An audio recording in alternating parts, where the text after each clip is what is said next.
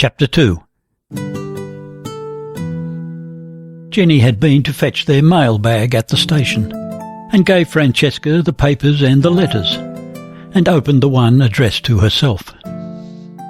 Standing on the gravel of the station platform in the blazing sun, she looked through Gert's long effusion, reading the expressions of love at the beginning and the end, and skipping the rest, which was only a mass of observations on love in general.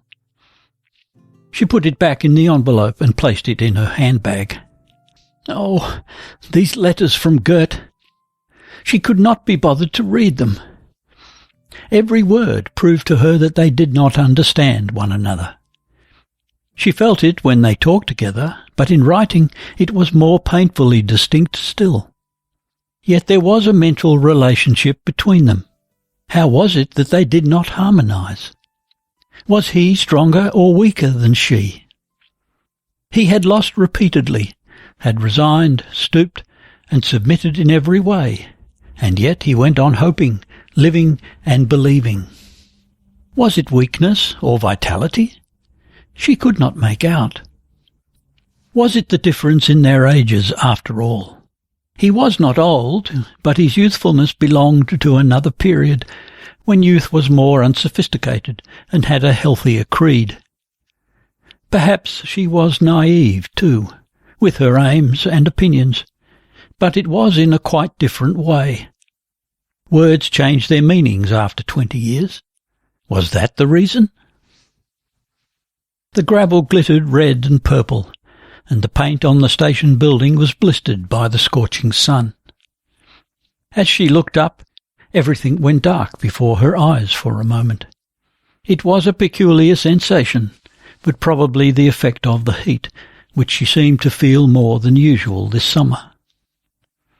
The haze hung trembling over fields and meadows, reaching right out to where the forest lay, a dark green line under the deep blue summer sky. The foliage of the birches had already changed its colour to a darker green. Seska was reading a letter from her husband. Her linen dress was strikingly white against the dark gravel of the platform. Gunnar Hagen's luggage had been put on the pony cart, and he stood stroking the horse's head and talking to it while he waited for the ladies. Seska put her letter in her pocket, shaking her head as if trying to drive away a thought. "Sorry to keep you so long, boy. Now let us start." Jenny and Seska took the front seat. She was taking the reins herself. "I am so pleased, Gunnar, that you could come. Won't it be nice to be together again for a few days, we three? Lennart sends his love to both of you." "Thanks. Is he all right?" "Oh, yes, first rate, thanks. Brilliant idea of father, wasn't it, to go away with Borghild and leave the house to me and Jenny? Old Gina looks after us and is ready to stand on her head for us. I call it perfectly lovely." "It is delightful to see you again, you two." He laughed and chatted with them, but Jenny imagined she noticed a touch of sadness behind his merry talk. She knew that she looked worn and tired herself, and Seska, in her cheap ready-made costume, looked like a tomboy beginning to get old without having been properly grown up. Seska seemed to have shrunk very much in the 1 year they had been separated, but she chatted on as before, telling them what they were going to have for dinner, that they would have coffee in the garden, and that she had bought liqueurs and whisky and soda to celebrate the occasion of their visit. That night, when Jenny came into her bedroom, she sat down on the window seat to cool her face in the fresh breeze made by the fluttering curtain. She was not sober. It was an extraordinary thing, but it was a fact. She could not understand how it had happened. All she had had was 1.5 glasses of toddy and a couple of small liqueurs after supper. True, she had not eaten much, but she had no appetite lately. She had had strong coffee, so perhaps it was that, and the cigarettes which affected her, although she smoked much less now than she used to. Her heart beat irregularly, and hot waves were rushing over her till she felt moist all over. The landscape she was looking at from the window, the greyish fields, the soft-coloured flower beds in the garden, and the dark trees against the pale summer sky, turned and twisted before her eyes, and the room seemed turning round. A taste of whisky and liqueur rose to her throat. How horrid! She spilt the water when she poured some in the basin, and she felt unsteady on her feet. "Jenny, Mia, this is scandalous. You will soon be done for, my girl, if you cannot stand that much. In the olden days you could have taken twice as much." She bathed her face and her hands for a while, keeping her wrists under water.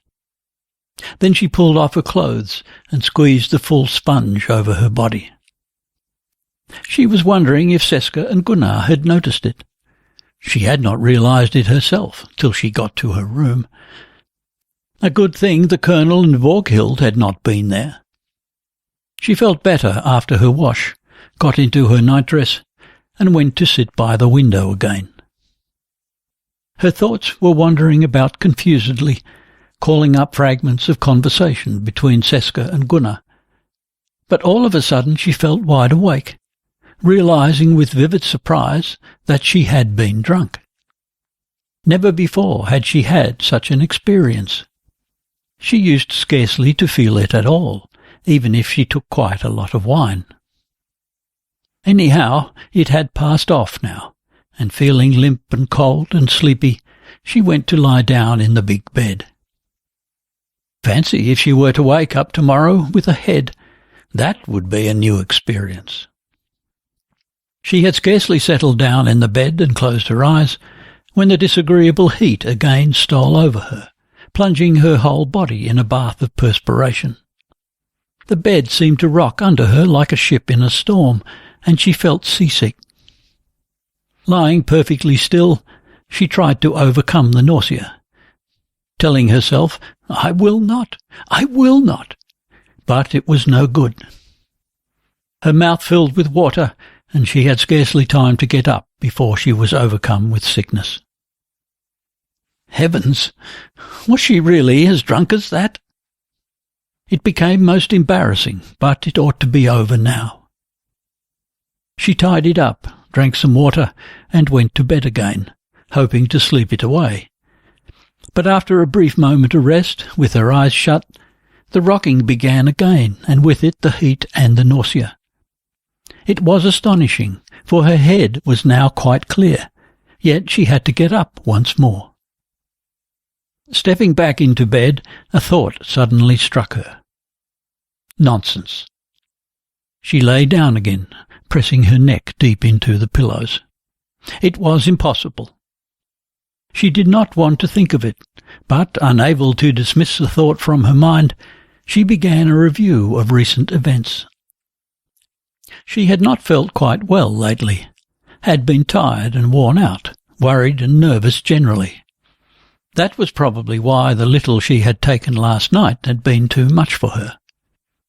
She could quite understand now that people became abstemious after a few nights of the kind she had just experienced. The other matter she would not consider. If things had gone wrong, she would know it in due time. It was no good worrying unnecessarily. She was going to sleep. She was so tired, but she could not keep her thoughts away from that awful subject. At the beginning of their relations, the possibility of consequences had quite naturally presented itself to her mind, and once or twice she had been in the throes of anxiety. But she had been able to master it and forced herself to look reasonably at the matter. What if it were true? The dread of having a child is really a senseless superstition. It happens every day. Why should it be worse for her than for any poor working girl who was able to provide for herself and a child? The anxiety was a remnant from the times when an unmarried woman in similar circumstances had to go to the father or her relations and confess that she had had a good time and that they had to pay the expenses. with the sad prospect of never afterwards having her provided for by somebody else. A quite sufficient reason for their anger. Nobody had any right to be angry with her. Her mother would, of course, be sorry, but when a grown-up person tried to live according to her conscience, the parents had nothing to say. She had tried to help her mother as much as possible. She had never worried her with her own troubles. Her reputation had never been spoilt by any tales of levity, flirtation, or revelling. But where her own opinions about right and wrong differed from that of other people, she meant to follow them, even if it would be painful to her mother to hear disagreeable things said about her. If her relations with Gert were a sin, it did not mean that she had given too much, but too little, and whatever the consequences would be, she had to bear them without complaint. She could provide for a child just as well as many a girl who had not a tenth part of her knowledge. There was still some money left of her inheritance, enough for her to go abroad. If the profession she had chosen was a poor one, she knew that several of her fellow artists were able to keep wife and children with it, and she had been used to helping others from the time she was almost a child. She would, of course, prefer not to have to do it. So far everything had been all right. She would not think of it. Gert would be in despair. If it was true, how dreadful that it should happen now. If it had happened when she loved him, or thought she did, and she could have gone away in good faith. But now, when everything that had been between them had crumbled to pieces, torn asunder by her own thinking and pondering. During these weeks at Tegnaby she had made up her mind not to go on any longer. She was longing to go away to new conditions, new work. Yes, the longing for work had come back. She had had enough of this sickly desire of clinging to somebody, to be cuddled and petted and called little girl. At the thought of breaking with him, her heart winced with pain. She shrank from causing him sorrow, but she had kept it up as long as possible. Gert had been happy while it lasted, and he was free from the degrading slavery with his wife. She was perfectly resigned to the thought that her life henceforth would be work and solitude only. She knew she could not obliterate the past months from her life. She would always remember them and the bitter lessons they had taught her. The love that others found enough was not enough for her. It was better for her to dispense with it altogether than to be contented. Yes, she would remember. But as years went by, the memory of the short happiness, mixed with so much pain and bitter repentance, would perhaps be less poignant, and she would be able partly to wipe out the memory of the man to whom she had done a deadly wrong, and whose child, perhaps, she bore. No, it was impossible. Why lie here brooding over it? But if it were true? When Jenny at last sank into a heavy and dreamless sleep, it was almost daylight. But when she awoke again with a shock, it was not much lighter. The sky was a little more yellow above the garden trees, and the birds were chirping sleepily. She was instantly wide awake, and the same thoughts returned. She would hardly get any more sleep that night, and she resigned herself to thinking them over and over again.